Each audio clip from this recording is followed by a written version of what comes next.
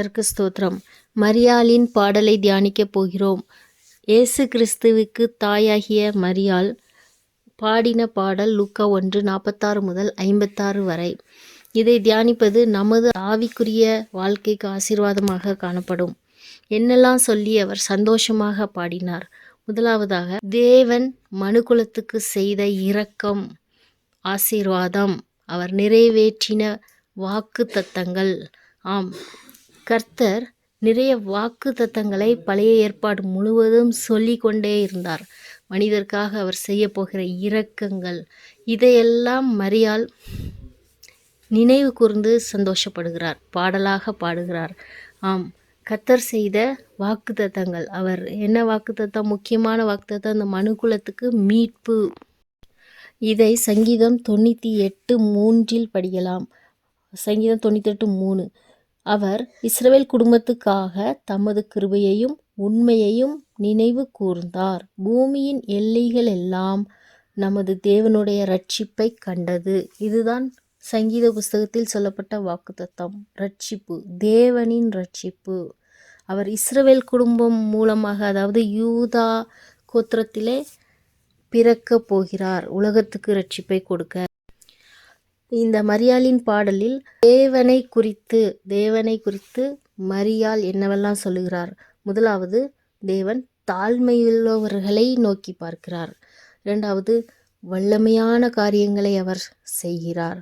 மூணாவது, அவர் இரக்கமுள்ளவர். நான்காவது, அவர் நினைவு கூறுகிறவர். கர்த்தர் தாழ்மையுள்ளவர்களை நோக்கி பார்க்கிறார் என்பதற்கான பழைய ஏற்பாட்டு வசனம் சங்கீதம் 138:6. கர்த்தர் உயர்ந்தவராயிருந்தும் தாழ்மையுள்ளவனை நோக்கி பார்க்கிறார், மேட்டிமை உள்ளவனையோ தூரத்தில் இருந்து அறிகிறார்.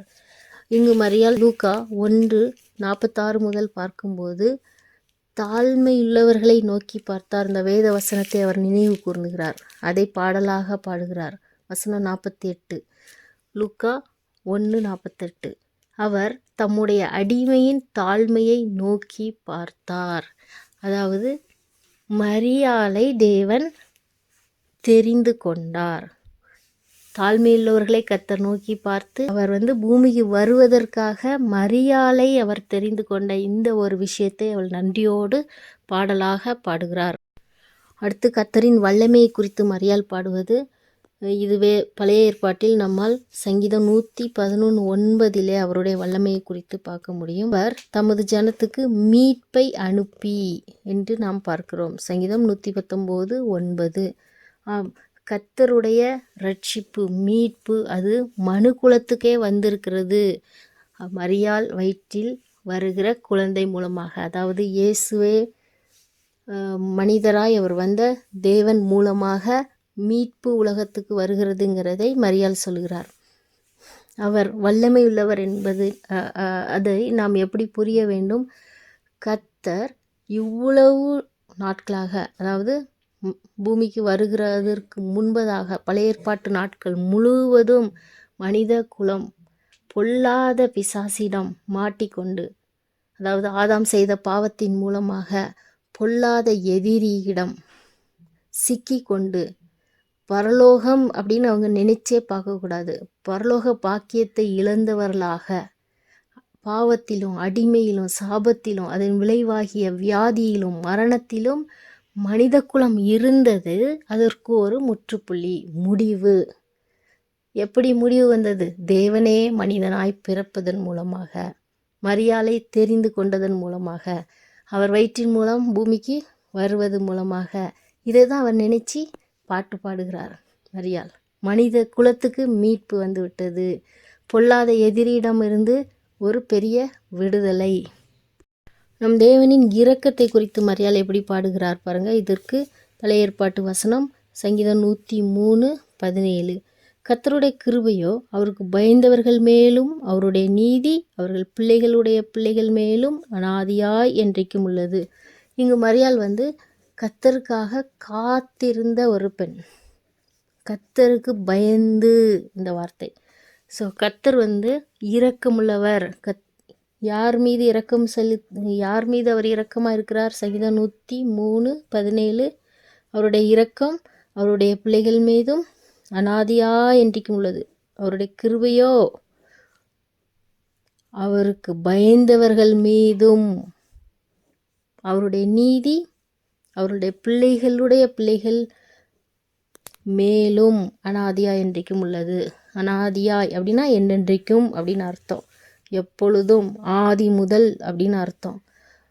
கர்த்தருடைய இரக்கம் அவருக்கு பயந்தவர்கள் மீது இருக்கிறது. அப்போது மரியாள் இவ்வளவு நாட்களாக கர்த்தருக்காக காத்து, ஆண்டவரே மனுக்குலத்துக்கு இரக்கம் செய்யும் அப்படின்னு ஜெபித்து கொண்டு காத்து கொண்டு இருக்கிற ஒரு ஜெப வீராங்கனை. இந்த ஜெபத்தின் மூலம் கர்த்தரிடம் பேசிக்கொண்டே இருந்திருப்பார். இப்போ கர்த்தர் ஒரு ஜெபிக்கிற பெண்ணையே தெரிந்து கொண்டார் இந்த உலகத்துக்கு வருவதற்கு. ஆம், காபிரியேல் தோன்றி மரியாளிடம் பேசுகிற அந்த நேரம் மரியாள் ஜெபித்து கொண்டிருந்த அந்த நேரம்தான். ஜெபித்து கொண்டிருக்கிற நேரத்திலே தூதர் இந்த செய்தியை சொல்கிறார். மேசியா, தேவன் உலகத்துக்கு மனிதராய் வரப்போகிறார். அடுத்து மரியாள் பாடின பாடலில் வசனம் 54, லூக்கா 1:54, நம்முடைய பிதாக்களுக்கு அவர் சொன்னபடி, பாருங்க, நம்முடைய பிதாக்களுக்கு அவர் சொன்னபடி ஆபிரகாமுக்கும் அவன் சந்ததிக்கும் என்றென்றைக்கும் இரக்கம் செய்ய நினைத்து கர்த்தர் இரக்கம் செய்தார் என்பதை மரியாள் சொல்லி, அது மட்டும் அல்ல, கர்த்தர் நம் முன்னோர்களுக்கு வாக்குத்தத்தம் சொன்னபடியே அவர் இரக்கம் செய்தார். அப்புறம் ஆபிரகாமின் சந்ததி அப்படிங்கிறதையும் அவர் வலியுறுத்தி சொல்கிறார். அதாவது முன்னோர்களுக்கு கர்த்தர் என்ன சொன்னார், இந்த பூமிக்கு மேசியாவாக அவர் வரப்போகிறார். முதலாம் வருகையை குறித்த வசனங்கள். பூமிக்கு அவர் வரப்போகிறார். மக்களுக்கெல்லாம் பரலோகத்தை அவர் தரப்போகிறார். இந்த வாக்குத்தத்தம் பிதாக்களுக்கு அவர் சொன்னபடியே.